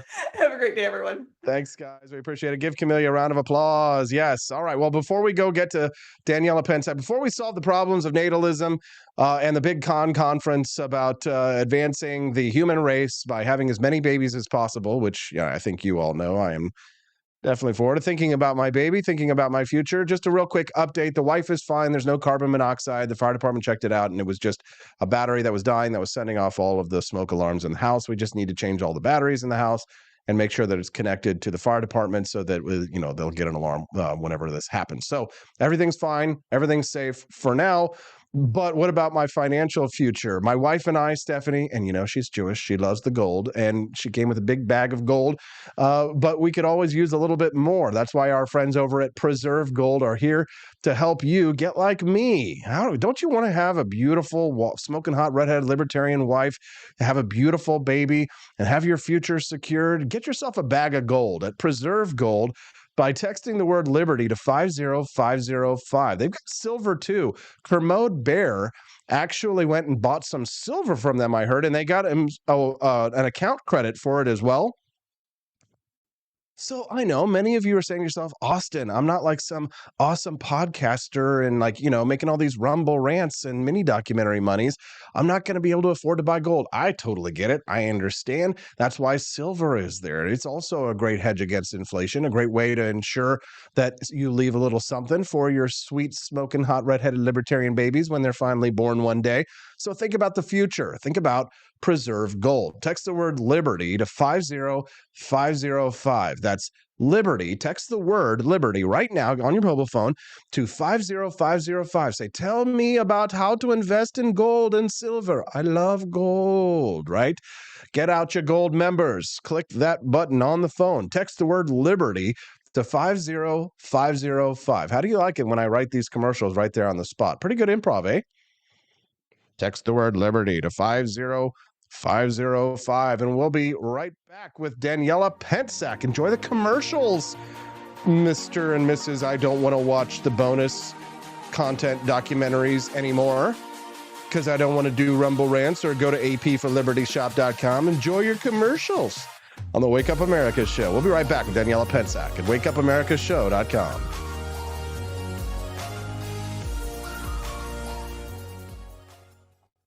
An engaging website to boost your business? You're just a click away from 5-star Fiverr talent. Hundreds of freelancer skills like web design. Head to Fiverr.com today and get something started.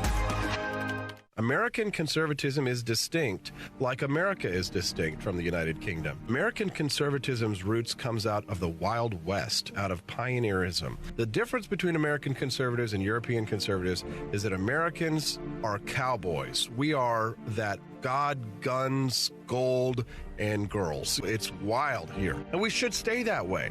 We shouldn't allow a European version of conservatism to come and infect us here. We like it wide open spaces here, deep in the heart of Texas and all that. Real quick, I didn't get alerted on my phone, Kermode Bear. I saw that you bought some coffee. That means that you've unlocked the bonus content. Everybody say thank you to Kermode Bear.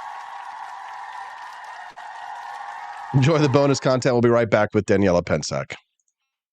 Wake Up America show looks at an extremely controversial subject among economists, political scientists, and politicians, but has largely gone unnoticed by movement libertarians. Let's consider the concept of nudges and libertarian paternalism. In today's video, we're diving into the fascinating world of behavioral economics and the concepts of nudges and libertarian paternalism. These ideas explore how people make decisions and how those decisions can be influenced for better outcomes. Libertarians advocate for complete freedom of choice without interference from external forces like the government or firms. They believe individuals should be free to make their own decisions regardless of the consequences. On the other hand, paternalism is the belief that people often make irrational decisions that could harm them, and thus some decisions should be made on their behalf to protect their welfare. Nudge theory seeks to gently guide individuals towards better decisions without forcing them. It relies on positive reinforcement and subtle changes in the environment to influence behavior. An example of nudge theory in action is arranging healthier food options prominently in a cafeteria. This simple change can lead people to choose healthier meals, benefiting their overall health. While this approach may seem to restrict freedom of choice, it's often unavoidable. The idea is not to eliminate freedom, but to guide choices in a way that maximizes benefits. Libertarians, however, worry that extreme paternalism could completely remove freedom of choice. For instance, making unhealthy products inaccessible might seem like an overreach. The desire for total freedom, influenced by Western ideals, has led many to fear government overregulation. This mistrust creates a tension between individual freedom and state intervention. Libertarian economists envision a free market where individuals make rational choices to maximize their welfare, even if those choices come with risks. However, rationality is subjective. Loyal customers might pay more for a preferred brand even if a cheaper alternative offers similar value. Similarly, someone fully aware of the dangers of smoking might still choose to smoke, prioritizing immediate satisfaction over long-term health. Freedom of choice is highly valued, but it can lead to harmful decisions when people lack information or fail to foresee long-term consequences. The COVID-19 pandemic highlighted this tension. Governments mandated face masks to protect public health, but some viewed this as an infringement on personal freedom. Libertarian paternalism offers a middle ground. It allows individuals to maintain freedom of choice while subtly influencing those choices for better outcomes. This approach uses tactics like altering environments or pricing to nudge individuals towards sensible decisions without direct coercion. Nudge theory is effective in guiding decisions, especially when individuals face too many choices. However, it must be done carefully to avoid appearing patronizing. In conclusion, while pure libertarianism and paternalism have their flaws, combining the two through nudge theory creates a balanced approach. This approach minimizes the downsides of each extreme, offering a way to protect individuals while respecting their freedom of choice.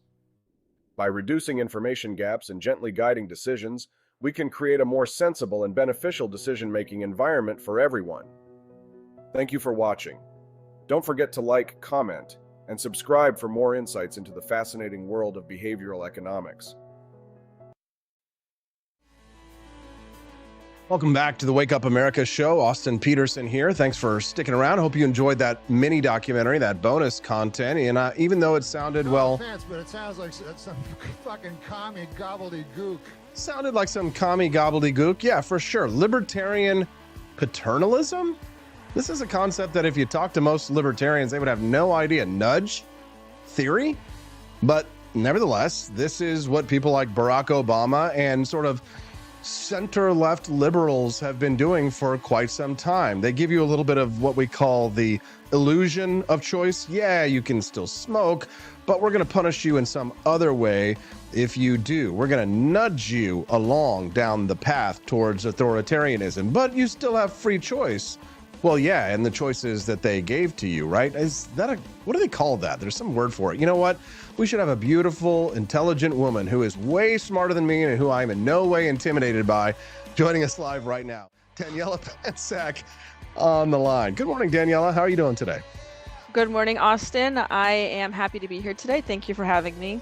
Glad to have you here, Daniela. Looking forward to hearing your take on things. We were kind of joking a little bit at the end of my conversation with Camelia about, intelligent women and whether men are intimidated by them. And it really spun off of a conversation about Elon Musk and, his relationship with an intern, talking to his some of his employees at SpaceX about having babies with them, which was actually kind of a perfect segue to talk about an article that you wrote in your Substack about a pro-natalist conference. Daniela, I love reading your articles, and that's how I know that you're like 180 IQ. But please help us understand a little bit more for those of us who aren't, 180 IQ. What is a pro-natalism conference? Explain it to us. Sure. Absolutely, Austin. Well, in this article, I did talk about Turning Point USA's Young Women's Leadership Conference, which is held in Texas annually. And what this is that it's a bunch of young women from all over the United States. Some women in their 20s as well, college age as well. But they target teenagers to go on this conference, and the conference is marketed as like this conservative women's issue panel where they discuss a plethora of issues that conservative women are to experience. But from my experience attending the conference and having worked there, it seems to me that the main issue they focus on is on reproduction, which makes sense, if it's tailored for women. Especially, we have a lot of issues surrounding reproduction policy like abortion. But what I've noticed is that they promote a very natalist idea in these conferences. And in my article, I basically said, like, why can't we just be honest about what this conference is? It is a natalist conference, a pro-natalist conference. They talk a lot about how being a mom is a great thing. If you look at their posts, you always see posts with women and babies. And they can be honest about it. We do have conferences like the NatalCon held in Texas as well. It's a new conference. They held it this year and last year. It's a bit expensive, but there are conferences dedicated to this. And my thing in the article was saying, why can't Turning Point be honest about what the Young Women's Leadership Conference is? And my issue with it is that they target mainly teenage girls, and I don't know if this is a conversation we should be having with teenage girls specifically at this moment. Why do you think they're not being honest about what it is that they're promoting? What are they promoting, and why do you think they're not being honest about it? They're promoting natalism. And for people who aren't aware of what natalism is, it's having kids. It's a promotion of having more kids. It's pro-birth, Antinatalism is, you could say, anti-birth. The reason why they're not honest about it, I'm not really quite sure. I do believe that it's probably not as marketable. It's bad optically speaking, especially if you're targeting a younger demographic of girls. Like I said, it's called the Young Women's Leadership Conference. The main target is girls from like 16 to 26. But having the branch of Turning Point that I worked in, they focus a lot on younger girls, and I believe that they are pushing the natalist message younger and younger, especially in conservative circles. And this isn't necessarily an issue. I mean, I can understand why. We do have very low birth rates for heritage Americans. What is a heritage American? It's an American that's lived here for multiple generations. This is why we rely so much on immigration, right, to maintain the job market growth. And conservatives pushing the natalist message, they're trying to raise the demographic of heritage Americans, so we don't have to rely on immigration. So I can understand the sentiment, but in the article I discuss how in today's job market and the way that we place so much emphasis on the college degree, I don't think pushing a natalist message is very responsible. I think we need to address that first before we tell young girls to have children, because they're going to resent that, considering that the main reason why women postpone having kids is so they can go to college and get a degree. And I think that's all well and good, but we dilute the job market. We dilute the value of the degree because we require everyone to have a degree. And I think if we're pushing girls to have kids and not have a job market where they need a degree, that's going to cause many issues in their career growth. These are big questions and big problems that you're tackling here, Danielle, and I appreciate the ambition that you have in trying to sort of lay out the field of battle of what we're sort of struggling with here. If we are, heritage Americans who are natalist and would like to see the United States, grow and to have the kind of, I guess, the kind of cultural and economy. I know that the problem with like the natalists is that they seem to think that GDP growth as a result of a higher population is not necessarily a good thing. They seem to think that like that one's being sacrificed for another, right? And being generally more pro immigration than most of these people tend to be, right? I don't sort of like identify as much with like the sort of the cultural anxiety that many of these events attract those type of people to, right? I've never really felt that same cultural anxiety because I've always believed that if you have that anxiety, then the response to that to be is have as many kids as possible, right? But you're also talking about how like they're kind of pushing people, which I think is actually really the key point of your piece here that you've written on Substack about this conference, is that that there's something problematic about trying to push people to have children. Like you understand why these people have that anxiety, but you think that there's something problematic about the way that they're trying to push these young girls into becoming birthing citizens, the left might call them. So have I labeled that accurately? Is it that what you see as a problem? Yeah, well, exactly. It's propaganda essentially. It's natalist propaganda. And if Turning Point's going to have a conference like this, they should be honest about it, right? A lot of these girls are very impressionable. I mean, young girls are extremely, I would say, the most impressionable demographic. So for them to be exposed to this kind of propaganda, I think is just going to, if conservative, and it's a broader question, right? Conservatives I see everywhere in the big con or the big conservative media conglomerate, whether that's Turning Point, Daily Wire, or otherwise, they're pushing, at least from what I see in social media and my experience and events and things like that, they're pushing natalist propaganda. And once again, I don't necessarily have an issue with that, considering the low birth rates in America, and I've heard as well as in like Western Europe as well. There's a lot of countries that are implementing policies to incentivize people to have more kids. And I'm not necessarily against that.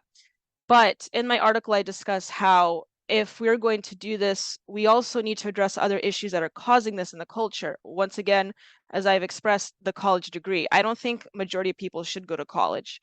I don't think a majority of people are equipped to go to college. I would say there's probably a good shot, like 20-30% of people that are the exception to the rule that should go to college and are more equipped to do that. But I think majority of men and women aren't. Most men, I think, should go and trade. Most women should become homemakers.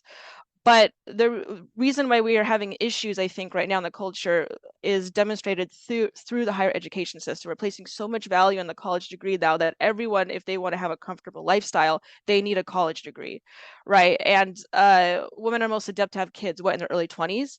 And that's where they are in college. And women go to college because they feel like, and they're being taught that they have to in order to have a comfortable lifestyle. And what I'm saying is we need to address that. I don't think you should have a college degree. I don't think most people should. And if everyone has a college degree, then no one has a college degree, because that kind of devalue it. I mean, that loses its value essentially, and that's what we're seeing on a big scale in America right now. And that's one of the reasons why a lot of women are postponing giving birth, is to go to school and is to have a career. And don't get me wrong, Austin, there is an archetype of woman out there that should go to college and should have a career. But again, I think those are exceptions. But if we're changing society for the exceptions, and we're seeing this a lot in America right now, we're changing society for the exception. We see this a lot with DEI policy as well.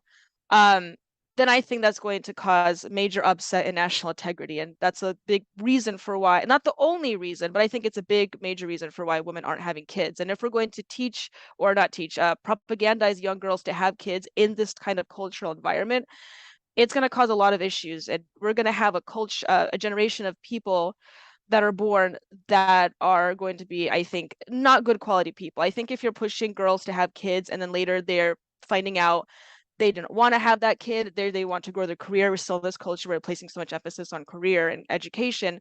It's just going to cause a mix-up and a turmoil in our culture. Yeah, I tend to agree with you, Daniela. So in your piece over on Substack, you say that identifying future caretakers is surprisingly easy and can be recognized at a young age. Changing the future from low TFR is not a question of culture alone. One must understand the mentality of the female and why she chooses to have children. You say wheeling out Alex Clark, Morgan McMichael, Savannah Hernandez, or Lauren Chen to sign over the wonders of early motherhood may convince a fecund teenage girl. Fecund. Yes. Is it fecund? Fecund. Fecund. Thank you. Yeah. Yes. To have children before her individual readiness, but it will be a bastardization of purposefully and healthy breeding. So decode there. It's the Da Vinci Code. Decode that for us. Yeah, so there is a way to tell where a person is equipped, what field a person is equipped to work in pretty early in life. There are like in the Danish education system, I think in the greater Scandinavian education system, they kind of implement this system where they try to identify key skills that is demonstrated through a child's actions. And like I think for the first 7 years, a lot of the education is emphasized on play. And so when they find out what a child gravitates to, it's pretty easy to identify core skills for a person early in life, is what I'm trying to say. And when you do that, you can direct them to an individualized path of education. And so, for instance, if you have a kid, like a boy that's really active, he can't sit down and read, he's not really interested in more cerebral matters, he's more active or he's sporty, you can have an individualized path of education for him as long as you teach him basics like reading, writing, arithmetic, right? Or you will have a lot of girls that are more predisposed to caretaking. You know, she may play house a lot.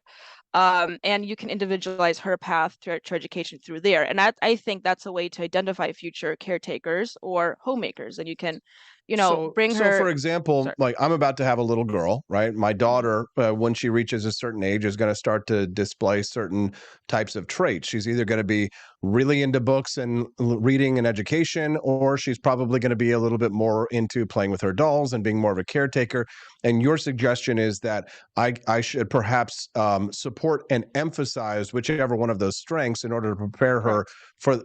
When would you say like you would start to be able to tell these kinds of things? Well, I'm not a child education expert, but I have heard from, I have personal family that works in elementary education, and they say you can tell pretty early on. I mean, even before the age of 8 or 9, there's studies that talk generally the same age, like 7 to 8. Some of what I read when I was writing this article, but I'm not a specialist on the matter. But my point in the article is that we need to individualize a child's path through education. And there are systems in Europe that do this. Obviously, it's not perfect, and you do find people that change courses. But generally speaking, most people stay the same course, and their core identity is solidified pretty early in life, and you can tell. And we don't have this system in the United States. We have a very standardized system in the United States.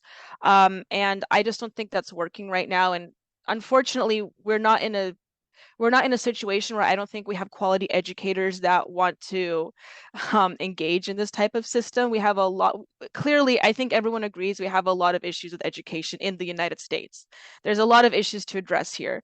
But I think on a system similar to what the Danes do, and that they try to incorporate individualized systems of education for children, and then later on throughout, young adulthood, I think we could potentially identify more future caretakers and homemakers for women. And I think we will find majority of women will choose that pathway. And if we say, hey, this is a viable option, you don't need to go to college to get a career. You can still live a comfortable lifestyle, or a lot of women will go into like clerical duties, I think, as well. So they can make some money, obviously. I think that would be a better option than pushing natalist propaganda on young girls in a current culture and education system that doesn't allow for that.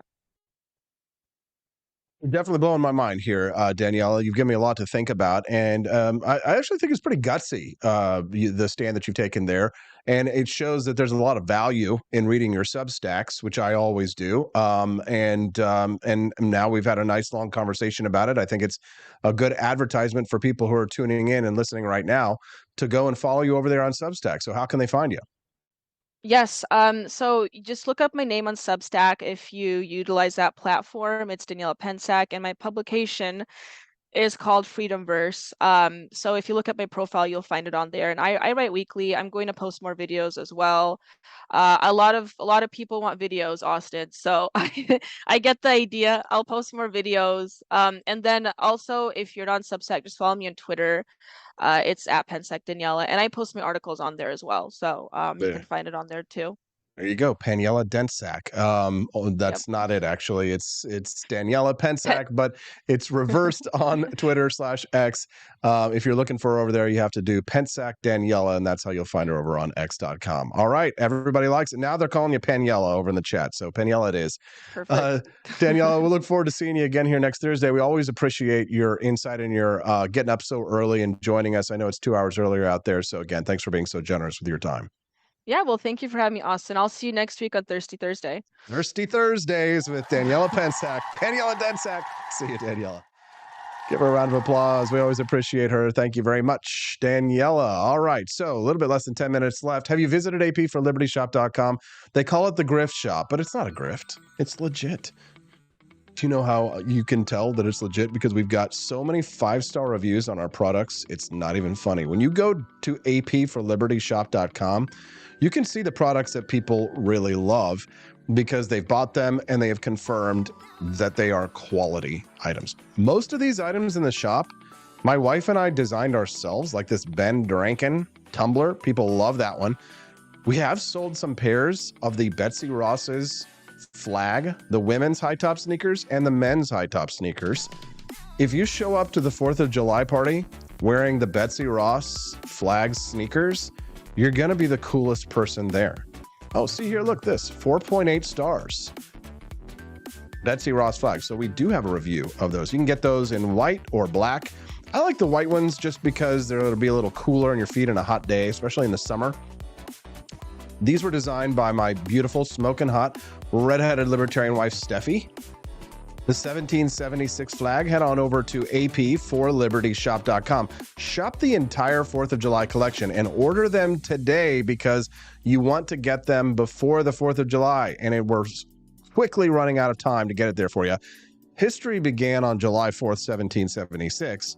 Everything else before that was a mistake. That's one of our best sellers over at apforlibertyshop.com. Head on over through the grift shop as you exit today. Where else are you going to find eagle earrings like that? We've got so many amazing earrings for the ladies, but this is the one that I think everybody should get because it's going to be the funniest. I'm just here to bang fireworks shirt. Everybody's going to laugh. You're going to be the hero of the barbecue or the party on the 4th of July. So head over to AP. Look at all the cool ladies stuff we've got. Red wine and blue. apforlibertyshop.com. American flag tank tops, USA flag jogger pants. Again, all designed by me or my wife. This one's a really funny one. Hey girl, on a scale of 1 to 1776, how free are you tonight? Pretty funny. Only at apforlibertyshop.com. That's AP, the number 4. Now, excuse me while I rush home to make sure my wife is safe and sound and not dead from carbon monoxide poisoning. Thank you very much for watching the Wake Up America show. Don't forget, tomorrow, Freedom Family Friday, which means my smoking hot, redheaded libertarian pregnant wife, Steffi, will be on the show. Yes. That means that my beautiful 6'9" tall brother, Justin Peterson, will be live on the show from Boston. Yes. So join us here tomorrow. Click that follow button, and we'll see you right here on the Wake Up America show at wakeupAmericaShow.com.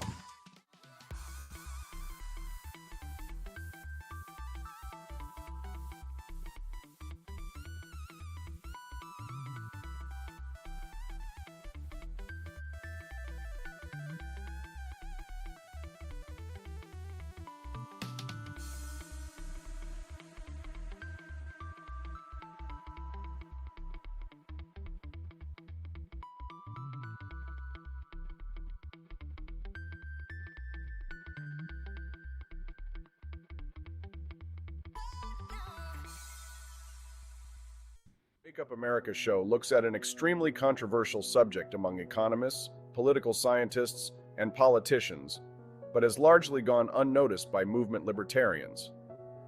Let's consider the concept of nudges and libertarian paternalism. In today's video, we're diving into the fascinating world of behavioral economics and the concepts of nudges and libertarian paternalism. These ideas explore how people make decisions and how those decisions can be influenced for better outcomes. Libertarians advocate for complete freedom of choice without interference from external forces like the government or firms. They believe individuals should be free to make their own decisions regardless of the consequences. On the other hand, paternalism is the belief that people often make irrational decisions that could harm them, and thus some decisions should be made on their behalf to protect their welfare. Nudge theory seeks to gently guide individuals towards better decisions without forcing them. It relies on positive reinforcement and subtle changes in the environment to influence behavior. An example of nudge theory in action is arranging healthier food options prominently in a cafeteria. This simple change can lead people to choose healthier meals, benefiting their overall health. While this approach may seem to restrict freedom of choice, it's often unavoidable. The idea is not to eliminate freedom, but to guide choices in a way that maximizes benefits. Libertarians, however, worry that extreme paternalism could completely remove freedom of choice. For instance, making unhealthy products inaccessible might seem like an overreach. The desire for total freedom, influenced by Western ideals, has led many to fear government overregulation. This mistrust creates a tension between individual freedom and state intervention. Libertarian economists envision a free market where individuals make rational choices to maximize their welfare, even if those choices come with risks. However, rationality is subjective. Loyal customers might pay more for a preferred brand even if a cheaper alternative offers similar value. Similarly, someone fully aware of the dangers of smoking might still choose to smoke, prioritizing immediate satisfaction over long-term health. Freedom of choice is highly valued, but it can lead to harmful decisions when people lack information or fail to foresee long-term consequences. The COVID-19 pandemic highlighted this tension. Governments mandated face masks to protect public health, but some viewed this as an infringement on personal freedom. Libertarian paternalism offers a middle ground. It allows individuals to maintain freedom of choice while subtly influencing those choices for better outcomes. This approach uses tactics like altering environments or pricing to nudge individuals towards sensible decisions without direct coercion. Nudge theory is effective in guiding decisions, especially when individuals face too many choices. However, it must be done carefully to avoid appearing patronizing. In conclusion, while pure libertarianism and paternalism have their flaws, combining the two through nudge theory creates a balanced approach. This approach minimizes the downsides of each extreme, offering a way to protect individuals while respecting their freedom of choice. By reducing information gaps and gently guiding decisions, we can create a more sensible and beneficial decision-making environment for everyone. Thank you for watching. Don't forget to like, comment, and subscribe for more insights into the fascinating world of behavioral economics. Expanse of time, a year might seem like a mere moment, but oh, what a year it's been. In September 2022, Austin and Stephanie Peterson embarked on a journey to wake up America. They began humbly, with just 20 souls tuning in, learning, listening, and though challenges arose, like the looming shadow of YouTube demonetization, their spirit never waned. And now, thanks to you, thousands rise with the sun to join them, to listen, to engage, to be a part of a community. So here's to you, and to wake up America, for memories shared, for friends made, for the journey ahead, and for never, ever forgetting to rise and freedom. Happy anniversary. I'm Donald Trump, and I approve this message. Believe me, Austin Peterson is the best. He's got the greatest Wake Up America show I've ever seen. Whenever I tune in the mornings and watch the live stream, let me tell you, he has got the absolute best content. I love his guests. It's just a total blast to watch, and I highly endorse and recommend the Wake Up America show. It's terrific, believe me. Is the outdoor your home about as exciting as a library? Then spice it up and unbore your space with our custom metal signs. Crafted with love and a bit of libertarian magic, you can customize your own metal sign at ap4libertyshop.com. So head to ap4libertyshop.com, customize your own metal sign today.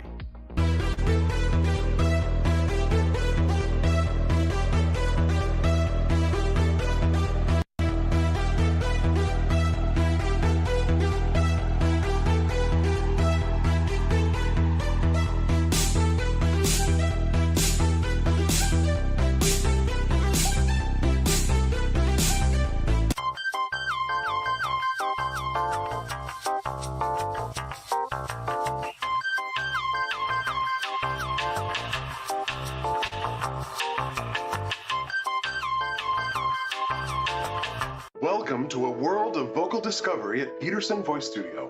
I'm Justin Peterson, here to guide your musical journey. Envision a place where your voice reaches new heights, where every note tells a story. We embrace all singers, from the enthusiastic shower vocalists to aspiring stars, ensuring each voice finds its unique rhythm and tone. Are you ready to elevate your voice? Visit petersonvoicestudio.com and sign up for remote lessons tailored just for you. Let's begin this melodious journey together.